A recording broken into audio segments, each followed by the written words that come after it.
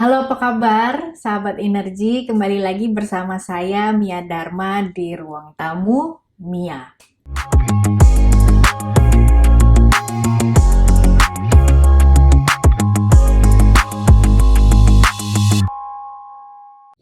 Hari ini kita akan bicara mengenai service atau layanan. Nah, biasanya kalau dalam topik-topik pembahasan training, saya kasih judulnya Impactful Service atau layanan yang berdampak. Nah, artinya apa? Setelah saya kulik, setelah saya pelajari bahwa layanan adalah hal yang sangat amat penting untuk setiap kita lakukan. Tidak hanya sekedar berlaku kepada seseorang atau perusahaan yang menjual barang atau perusahaan yang bergerak di bidang jasa, tetapi sebenarnya setiap hari kita selalu melakukan yang namanya service. Sebagai contoh, sebagai ibu rumah tangga, kita juga punya klien, yaitu anak-anak dan pasangan kita atau keluarga yang tinggal dalam satu rumah. Dan kita setiap hari atau sebagai ibu rumah tangga, kita juga pasti melakukan yang namanya layanan atau service. Nah, ada sebuah ungkapan, sahabat energi, mengenai service atau layanan itu sendiri. Di sini dikatakan bahwa great service is something you do for customers, not to customers. Artinya apa? Service atau layanan yang baik adalah sesuatu yang kita lakukan untuk customer atau untuk klien kita, tidak hanya sekedar kepada customer. Ternyata kata dalam bahasa Inggris for dan not to adalah memiliki arti yang berbeda. Ketika kita punya mindset dalam melakukan layanan, yaitu untuk kepentingan pelanggan kita, yaitu for customers, sangat amat berbeda attitude kita ketika kita melakukan layanan hanya semata-mata kepada customers atau to customers. Jadi, hal yang pertama yang harus kita benahi dalam memberikan layanan adalah mindset kita. Apakah kita melakukan layanan ini benar-benar untuk kepentingan mereka dan kepuasan pelanggan kita, atau hanya sekedar kita melakukan ya SOP yang kantor sudah berikan, perusahaan sudah berikan, atau itu hanya sekedar kita melakukan job desk yang harus kita lakukan sehari-hari. Nah, oleh sebab itu saya melihat bahwa yang namanya service atau layanan punya pengertian yang sangat amat sederhana sebenarnya ya, yaitu melakukan sesuatu atau kegiatan membantu orang lain atau untuk kepentingan orang lain. Atau ada pengertian yang lain berbicara atau mengatakan seperti ini. Intinya customer service atau layanan itu sendiri dapat dikatakan sebagai serangkaian kegiatan yang dimaksudkan untuk meningkatkan kepuasan pelanggan. Dari dua pengertian dasar ini, kita bisa mengambil esensi dari layanan itu, yaitu apa? Kegiatan untuk membantu atau memberikan bantuan, yaitu kepada orang lain atau untuk kepentingan pelanggan kita, kepentingan orang lain, bukan untuk kepentingan pribadi, artinya bukan untuk, ya yang penting saya udah melakukan SOP saya atau job desk saya, tapi benar-benar kita memberikan bantuan itu untuk kepentingan orang lain atau pelanggan kita. Dan yang ketiga adalah kepuasan tercipta. Artinya, dalam hal kita memberikan layanan atau service, kita harus memastikan apakah pelanggan kita puas nggak terhadap apa yang kita lakukan. Sehingga benar-benar tujuan dari layanan itu sendiri tercapai, yaitu pelanggan puas. Nah, hal berikutnya ketika kita bicara mengenai service adalah customer service is the way you treat the people who support your company atau your organization. Artinya apa? Ketika kita sudah memahami esensi dari service itu, kita juga harus tahu siapa yang menjadi customer kita. Karena apa yang kita lakukan yaitu memberikan layanan dan memastikan supaya customer kita puas, kita tahu dong siapa yang harus kita puaskan. betul ya? Yaitu di sini pengertiannya adalah semua orang yang mensupport organisasi kita atau perusahaan kita. Kalau itu bicara mengenai korporasi. Jadi siapa saja? Bisa saja kalau kita bekerja dalam sebuah perusahaan yang namanya customer atau klien kita bisa menjadi adalah internal klien kita, yaitu divisi yang ada dalam satu perusahaan yang sama. Mungkin kita divisi accounting, klien kita bisa bicara mengenai divisi sales atau marketing, atau paling tidak yang namanya internal klien kita dalam satu perusahaan.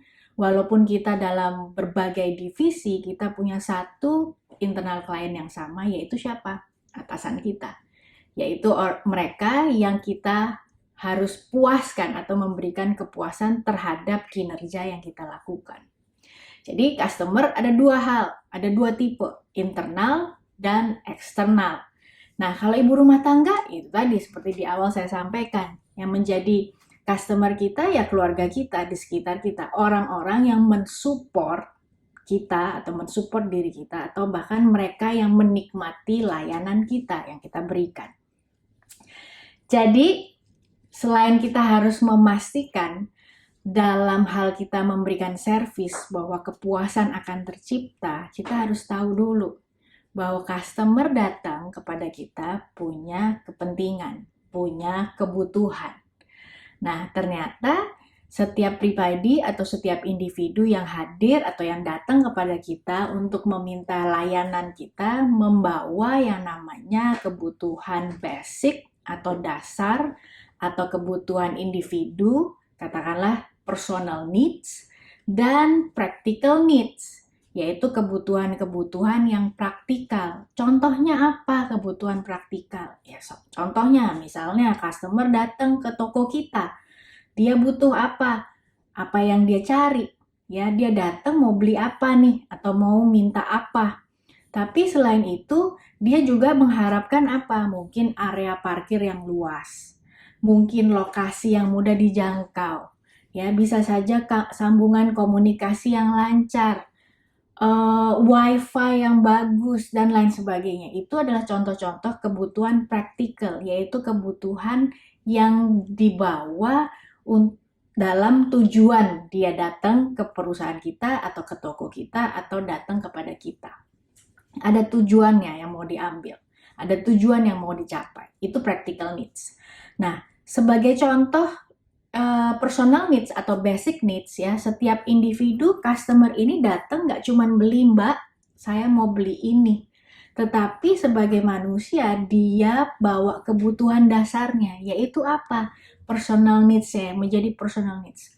Yang pertama, salah satu contohnya misalnya, dia ingin dimengerti, dia ingin dipahami, dia ingin diistimewakan, dia ingin didengar, dia ingin merasa nyaman dengan layanan kita. Nah, itu sebagai contoh perbedaan antara personal needs dan practical needs.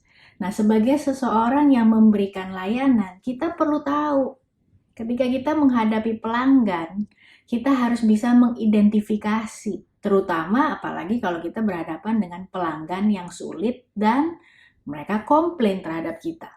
Kita harus bisa mengidentifikasi yang terganggu yang mana nih, practical needs-nya atau personal needs-nya. Sehingga kita bisa memberikan solusi yang tepat, memberikan bantuan jalan keluar yang tepat. Ya. Nah, sebagai dasar atau sebagai hal-hal umum lah yang kita bisa lakukan sebagai pemberi jasa ketika kita menghadapi klien yang datang kepada kita membawa personal needs and practical needs. Contoh umum yang kita bisa lakukan untuk memberikan solusi, misalnya kalau kita di kantor atau di perusahaan atau di toko, ya, pastikan ketika ada dering telepon masuk, kita harus pastikan ada seseorang yang siap menerima. Ada sebuah teori yang mengatakan bahwa dering telepon tidak boleh lebih dari 3 kali dan harus langsung diangkat. Sehingga kita tidak membuat para pelanggan kita menunggu terlalu lama untuk menghubungi kita. Jangan sampai Karena dia lelah telepon kepada toko kita atau perusahaan kita, dia jadinya ke toko sebelah nih, nggak jadi beli di tempat kita. Ya, jadi pastikan dering telepon ada seseorang yang akan mengangkat dengan segera. Contoh lain, hal-hal yang kita bisa lakukan untuk meet the needs dari customer kita, yaitu misalnya ketika ada seorang pelanggan atau calon pelanggan, calon klien yang masuk ke area kita atau ke toko kita atau ke perusahaan kita, pastikan kita akan menyambut dengan ramah dan sopan. Kita tahu bahwa greetings, ya, sapaan adalah hal yang sepele, yang mudah, simple, tetapi dampaknya begitu besar. Sehingga pastikan ketika kita menyambut customer kita memiliki sikap yang ramah, kita memiliki wajah yang ramah, yang hangat, dan pertanyaan yang paling mudah kita bisa sampaikan adalah apa yang bisa saya bantu. Kemudian contoh lain, be present for your customer. Seringkali kita sudah tahu ya, saking terbiasanya dengan hal-hal yang mereka perlukan. Setiap hari kita didatangi oleh customer atau klien kita kurang lebih tahu apa yang mereka perlukan. Jadi membuat kita kadang-kadang nggak menyimak sebenarnya mereka ini butuhnya apa sih, produk yang seperti apa sih, layanan yang seperti apa. Oleh sebab itu sikap kita perlu hadir, benar-benar menyimak apa yang mereka butuhkan, sehingga personal needs-nya dari customer kita terpenuhi, yaitu apa? Didengar, diistimewakan, dan dianggap penting. Kemudian, pay attention to details. Hal-hal details yang kita perhatikan ternyata disukai oleh pelanggan kita. Jadi jangan sampai kita terlewatkan hal-hal detail yang mungkin menurut kita sepele tetapi itu sangat penting di mata customer. Contoh mungkin kebersihan dalam area kantor kita atau area service kita. Mungkin hanya sekedar debu-debu di meja kita. Pastikan ketika customer hadir kita melihat dan kita memastikan area service kita bersih. Kerapian baju, ya. Kemudian mungkin aroma tubuh yang wangi juga itu bisa menjadi salah satu hal detail yang kita juga harus perhatikan supaya membuat customer yang datang kepada kita nyaman. Dan yang terakhir adalah jangan lupa untuk memenuhi kebutuhan customer. Terlepas dari dia datang dengan komplain atau dengan baik-baik saja, jangan lupa kalimat yang terakhir adalah selalu berterima kasih kepada customer kita. Karena mau tidak mau kita sebagai perusahaan atau kita sebagai organisasi sangat amat membutuhkan support dari customer kita atau klien kita. Oleh sebab itu, saya berharap setiap kita menyadari pentingnya arti dari layanan. Dan jangan sampai hal kecil yang kita lakukan bisa membuat customer kita pergi dari toko kita atau dari perusahaan kita. Hanya gara-gara kita tidak memperhatikan hal-hal detail. Oleh sebab itu, selamat melakukan layanan yang berdampak sehingga tidak hanya kita memiliki customer yang tetap tetapi bertambah. Oke? Sampai ketemu lagi di ruang tamu Mia. Bye!